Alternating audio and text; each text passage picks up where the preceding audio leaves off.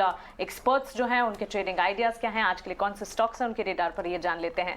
हिमेन, आप बताएं कौन से स्टॉक स्पॉट किए आपने आज, हमारे व्यूअर्स को क्या ट्रेडिंग आइडियाज देंगे? पहला स्टॉक रहेगा Coromandel international. I think downside limited है। एक शॉर्ट टर्म मतलब डेली चार्ट्स पे एक बेस बन चुका है। इंडिकेटर्स क्रॉस ओवर वाई में आ चुके हैं, तो 900 के आसपास की एंट्री, 878 का स्टॉप लॉस और 944 का टारगेट। बाय कॉल रहेगा कोरोमंडल इंटरनेशनल। दूसरा स्टॉक है इंटेलेक्ट। सेम लॉजिक है, स्टॉक ओवरसोल्ड स्थिति में से रिकवर हो रहा है, एक अच्छी सी बेस फॉर्मेशन बन चुकी है। मुझे लग रहा है आज 55 डे एक्सपोनेंशियल मूवी एवरेज के ऊपर बंद देगा। 440 की एंट्री, 425 का स्टॉप लॉस और 470 का टारगेट।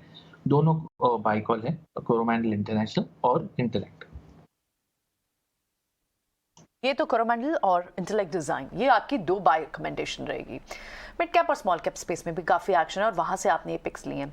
संतोष से समझ लेते हैं। संतोष, क्या लार्ज कैप में आप कुछ एक्शन ढूंढेंगे या आप भी mid cap small cap bets prefer करेंगे?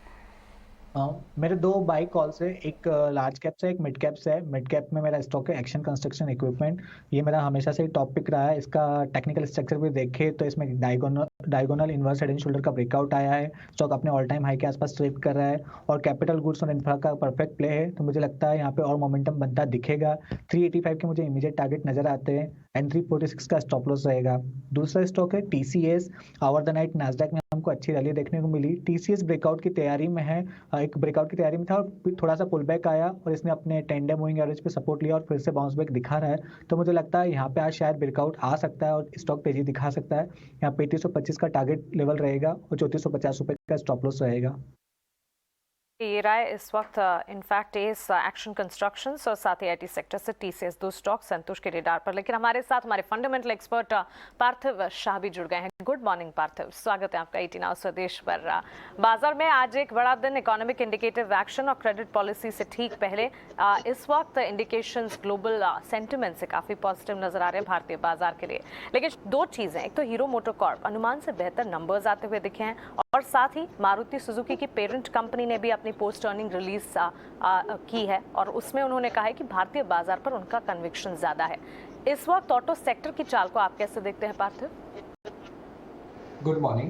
देखिए, आई थिंक ऑटो सेक्टर के अंदर जो टू व्हीलर स्पेस है उसमें सरप्राइजिंगली पोस्ट कोविड जो एंटायर ऑटो पैक में, whether it is the CV segment या पैसेंजर व्हीकल सेगमेंट है या तो इवन फॉर एग्जांपल अगर हम देखने जाए तो लग्जरी कार का जो बिक्री है वो काफी बड़ा है। लेकिन उस लिहाज से आई थिंक वेरी सरप्राइजिंगली जो एंट्री लेवल होता है which is the two wheeler space, वहां पे हमने in terms of volume growth देखा है बहुत ही टेपिड कैगर रहा है ever since Covid. And this is a very surprising phenomena because generally जब भी इकोनॉमिक रिकवरी आती है पहले हम देखते हैं कि टू व्हीलर स्पेस में ट्रैक्शन आता है। लेकिन आई थिंक इसका मेन रीजन है कि जो 50% वॉल्यूम हीरो मोटोकॉर्प जैसी कंपनी का रूरल सेगमेंट से आता है, वहां पे अगर हम सेग्रीगेट करें एवरेज सेलिंग प्राइस पर व्हीकल तो उसमें आई थिंक हमने देखा है कि गिरावट हुई है। बिकॉज हीरो मोटोकॉर्प के अंदर हमने देखा है कि मैनेजमेंट ने ट्राई किया है थोड़ा प्रीमियमाइजेशन कैटेगरी को अप करने के लिए, लेकिन इवन अर्बन सेगमेंट्स में ऐसा कोई मार्केट शेयर ट्रैक्शन नहीं कर पाए। तो दैट इज द रीजन कि जो रिजल्ट्स है वो काइंड ऑफ इनलाइन आते हैं और ईयर ऑन ईयर भी ग्रोथ देखे तो ऐसा कोई जस्टिफाई नहीं होता। बिकॉज नो डाउट वैल्यूएशन के लिहाज से एक्स ऑफ कैश की अगर मैं वैल्यूएशन हीरो मोटोकॉर्प की करूं तो it is quoting at 13 times 14 times, जो इतना एक्सपेंसिव नहीं है in the two wheeler pack. Rather TVS Motors जैसी कंपनी ज्यादा रीरेट हुई है, इवन आइशर मोटर्स भी ज्यादा प्रीमियम पे चलती है। Of late even Bajaj auto ने रीजनेबली अच्छा ट्रैक्शन दिखाया है। तो I think challenging times ahead for a stock like Hero MotoCorp. Dividend yield अच्छा है लेकिन यहाँ पे हम लोग इतना बुलिश नहीं है।